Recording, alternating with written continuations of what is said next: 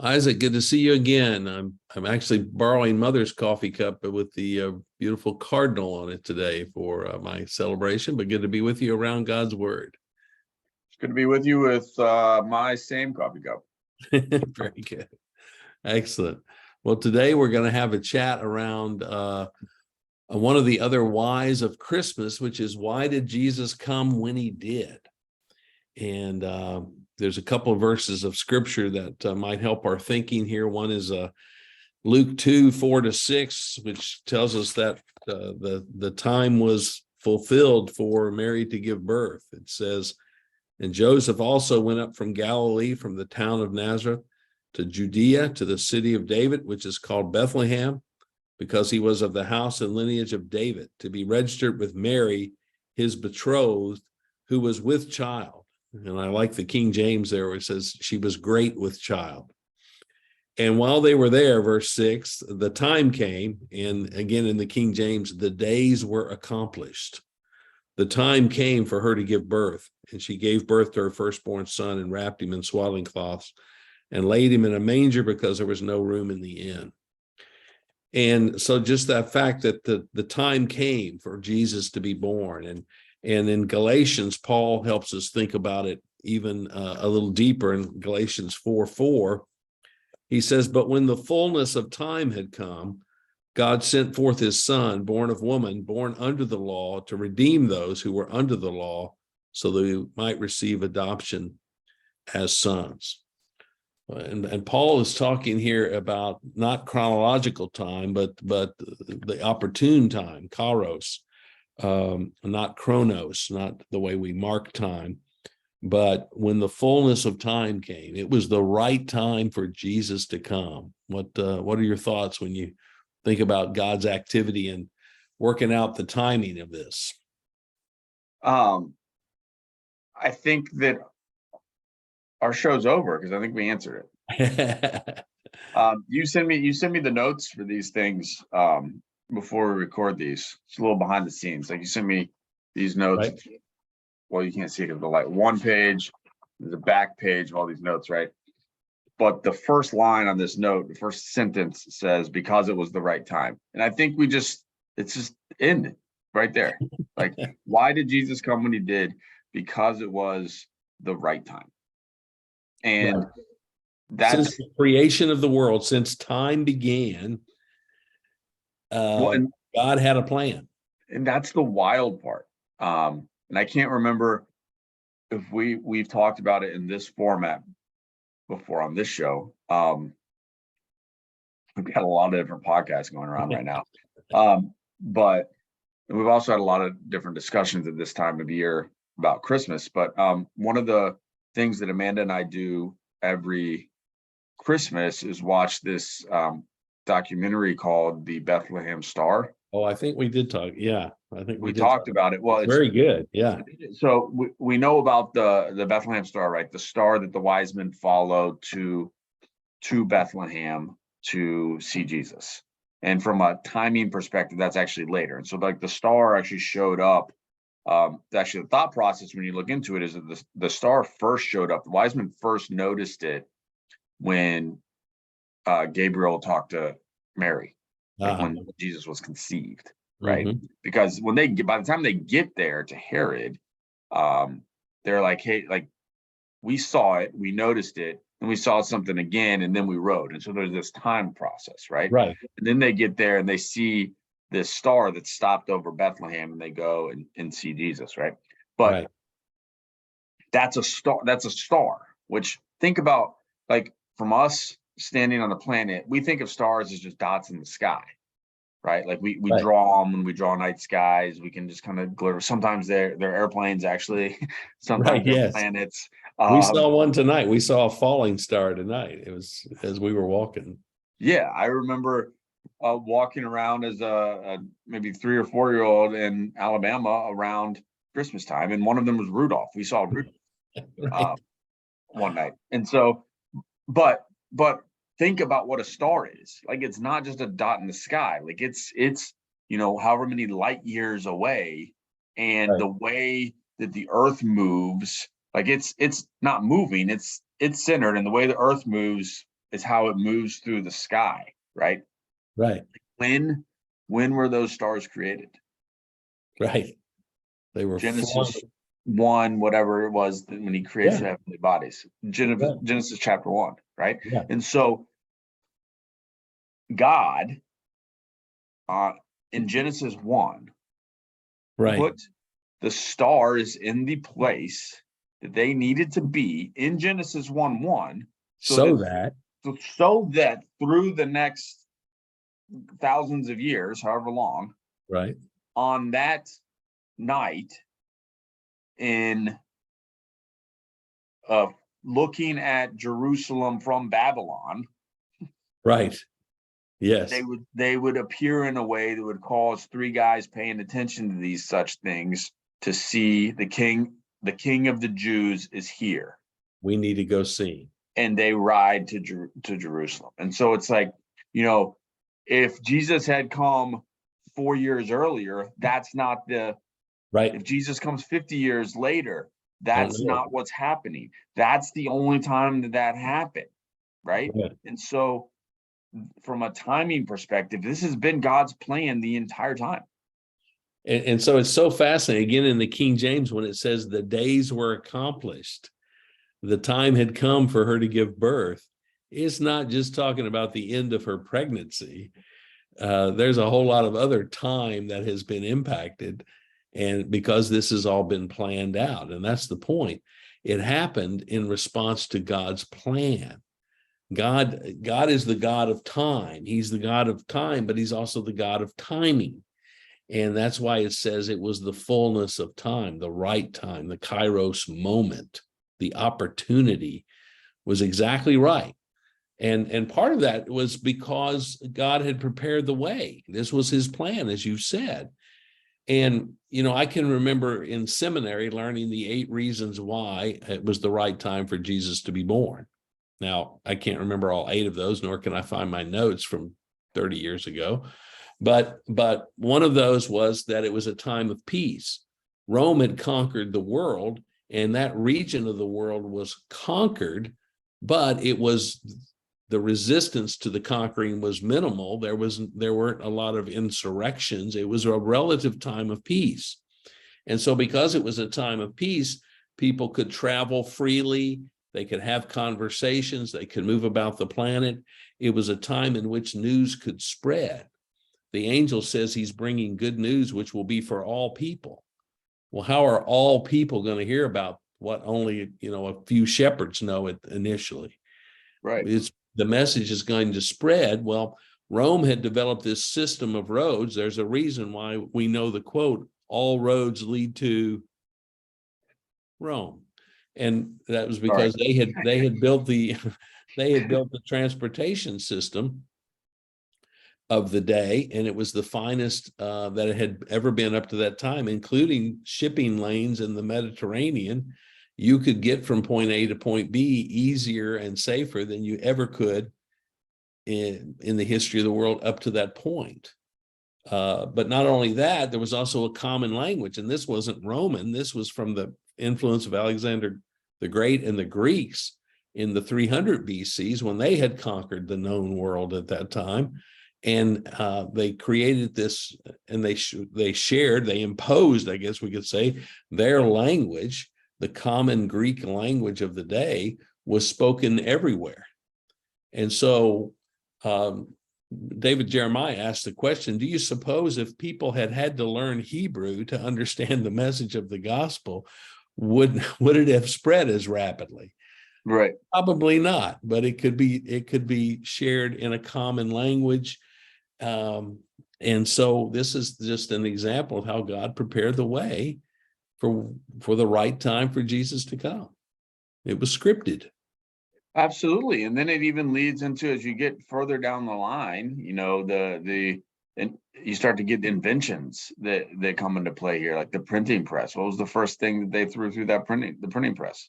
The Bible, right? And what has been the most printed piece of literature, right? And so it's like that was all put together where, Jesus came. The printing press wasn't there when Jesus came, but Jesus came, had time for it to spread. the New Testament is completed, and then that has time to spread and be established. And then it's continued on through time, because you know what? Like, God's story is not over yet. That's right. You know, we spent a lot of time this month talking about the time and this morning we're going to be talking about the timing of Jesus showing up in that manger, right? Jesus showing up on earth Right. the first time. Right. But there is still a set of times to be accomplished for him to come back again. Right. And we're living in that. And so it's kind of cool to be think that we're living in biblical times. Very much so. That's right. And see, not only did God prepare the way with Rome and Greek and the conquering of that land and using the language and the roads and the time of peace, but also God had some promises to fulfill. He had created a wondrous anticipation among the Israelites that Messiah would come. And then it got really quiet for 400 years, and they hadn't heard a thing. But which was unique for them, especially the Israelites. yes, right? Like the Israelites, since their inception, had fairly regularly heard from God. Yes. And his people, his prophets. Right? Yeah. They had received messages from God. And that's absolutely. We have a lot of that in the Old Testament for us. Yeah. And then last book of the Old Testament is what? Malachi. Right. And then the next, we flip the page and it's Matthew. Right. But that's a 400 year flip. 400-year gap that, you know, I mean, that's 10 generations. Yeah. Yeah. And there was a lot going on, a lot of important Jewish history played out during that time, but God was silent. There were no prophets. There was no new voice from God saying, do this or do that. But it was a time of preparation, of getting ready for Messiah to come. And then, you know, it's so fascinating. The last words of the Old Testament in Malachi, let me get over there. There's that page turn between the New Testament and the Old Testament. The last word, 400 years. Yeah, it says, "Behold, I will send you Elijah the prophet before the great and awesome day of the Lord comes, and he will turn the hearts of fathers to their children, the hearts of the children to their fathers, lest I come and strike the land with a decree of utter destruction." And then you go to Luke, you know, all four gospels are kicking off when God spoke next. If you go to Luke chapter 1, and there's our boy Zacharias in the temple, and the angel is speaking to him. And what does the angel say to him in Luke 1 about verse 16? He's talking about the son that Zacharias is going to have. And he says, and he will turn many of the children of Israel to the Lord their God, and he will go before him in the spirit of Elijah, to turn the hearts of the fathers to the children and the disobedient to the wisdom of the just, to make ready for the Lord a people prepared.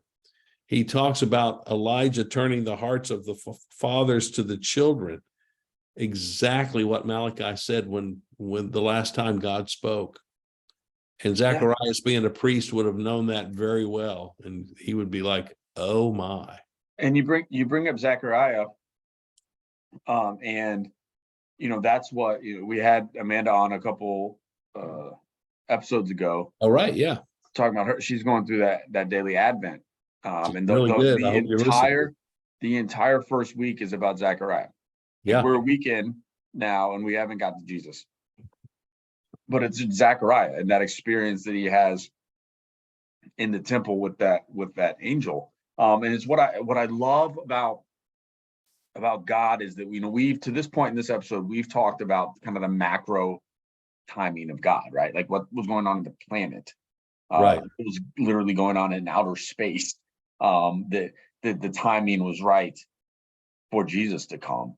But God had also worked out the timing in Zechariah and Elizabeth's individual lives, that they were prepped for their role in Jesus's coming, right? And so they got to provide the parents of John the Baptist, who John the Baptist plays that Elijah role that Micah was talking about, who kind of paves the way for Jesus to come and gets people ready, and that anticipation kind of lights it ablaze for Jesus to show up. And Zachariah and Elizabeth were barren and had wanted children their entire life and hadn't had it, and probably had given up to some point. And God works a miracle in their life, blows their minds, so that they can play the role of raising John the Baptist to do his role in Jesus's ministry. And it's like, he not only had he planned the entire planet and literally set the stars in the right place for this to be the right time, but he had also taken the time to prep Zachariah and Elizabeth to be ready to play their role at that time. Same thing with Mary and Joseph, and the way that their stories worked out uniquely in a way that set them to be in the right place. Those shepherds, the wise men, everyone that we know in those stories, God had been working in their individual lives. And it's one of my favorite things about God, is that he is able to work his will at his level, Right. like God's will for all of existence. Right. But he uses each one of our individual wills, or his will for each one of our individual lives. Right. He's accomplishing 7 billion purposes at the same time that he's accomplishing his purpose. Yeah, and he uses them all to accomplish his purposes. Right. And so he's prepared us to take part in his will. And so you and I might not be raising up John the Baptist, but we've got our own pieces to play, our own roles to play in God's will, to prepare this planet for when Jesus comes again. And once again, we see that God is a promise keeper. He makes promises and he delivers on them. He had promised that Messiah was coming. He had said it many different ways. And he had even prophesied how the Messiah would die when the Messiah came. And so he would have to come during the time when that kind of execution was practiced. So it's not just that the birth of Jesus was foretold, but in Psalm 22, you read that, you realize that David is describing a crucifixion before it was invented, 1,000 years before it was invented. But setting the stage for how the Messiah would come and how the Messiah would die and what he would do for us. And there's so many promises that God gave in the Old Testament that created the anticipation that Messiah is coming. And there's one other reason that I want us to think about of why Jesus came when he did. It's because it was the right time for him to come, as you said. It's because everything had been made ready. It's because God was keeping his promises. But it's also because that's the way God does everything. Everything God does is a Galatians 4:4 in the fullness of time moment. He's still doing that today. Your mother and I went to a retirement community here on Thursday to pray with one specific lady. But we just happened to arrive at a certain moment. And as we enter the door, which we had to have someone else there that happened to go through it at the same time so we could walk in.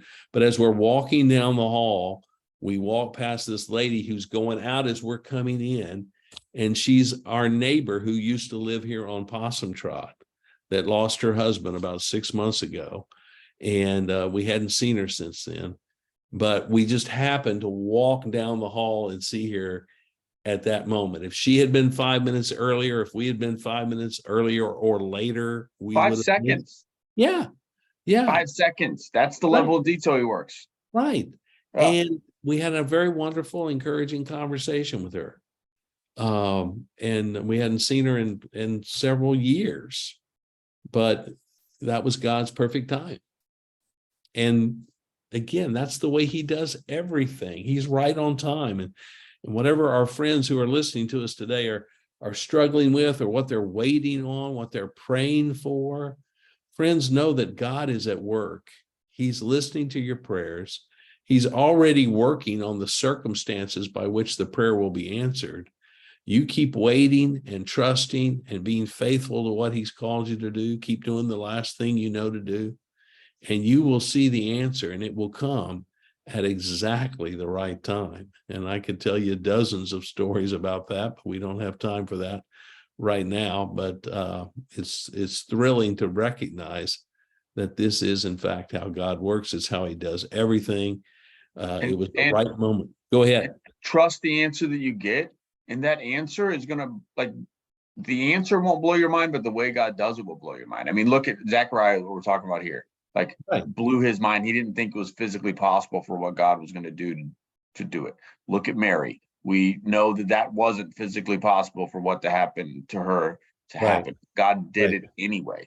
And so, not that everything God does in our life isn't physically possible, but that's the way God answers. Like, he wants to give you the desires of your heart, and he wants to do it in the way that he knows it. He knows the desires of your heart. I think so often we think we know the desires of our heart, but all we know are the desires of our flesh.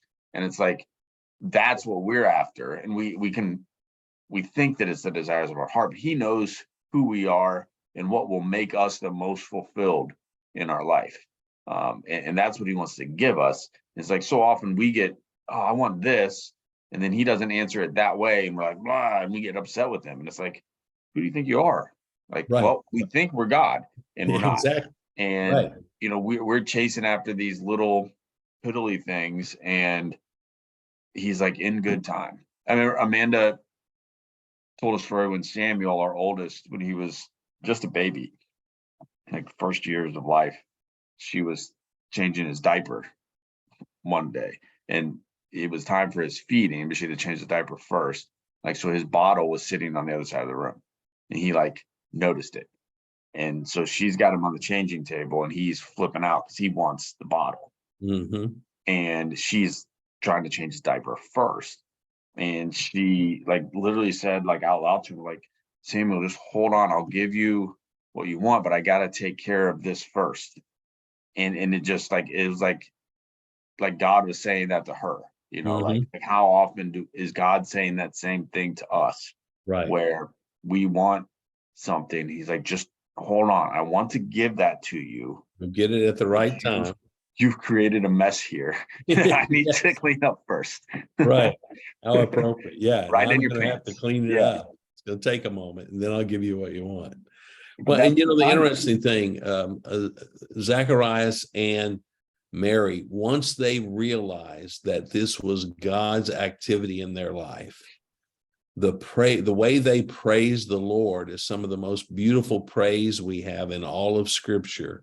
The end of Luke chapter 1, and then into actually it's all of Luke 1, where Mary and Zacharias are both taking turns praising the Lord. It's just amazing how in awe they are of the awesomeness of God, and we should be too.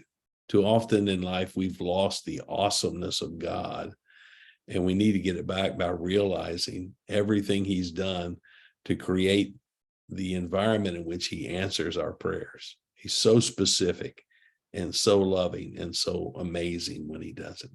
Well, and we might not have time to go down this rabbit hole, but I'll just mention it. Like, time is different for him. Like, our human brains are stuck in this timeline of time, past, Right. present, future, and it only works 1 second at a time. And he Right. operates outside of this. Right. Like, he's Right. he's experiencing it all at the same time. Like, and Yeah, we can't even understand time for our benefit. He didn't need time to accomplish his purposes. Yeah. Yeah, He was doing he's life already before time. experienced our future. Like, he kind of experiences all, like, time does not constrain him. Right. Like, it very much constrains us. And so when we look at timing, we're like, we want this to happen now because we feel like it's got to happen before we can do anything. He's like, guys, I got this, man. Like trust me, I know what's coming, and Right. I'm prepping you for it. Right. And I'll I'm the carry you. guy who pushed the pause button for 400 years. Yeah. While everything was playing itself out and getting arranged and being just right. And then I said, now we're moving this forward. So it's not that nothing was happening, but it was all preparation.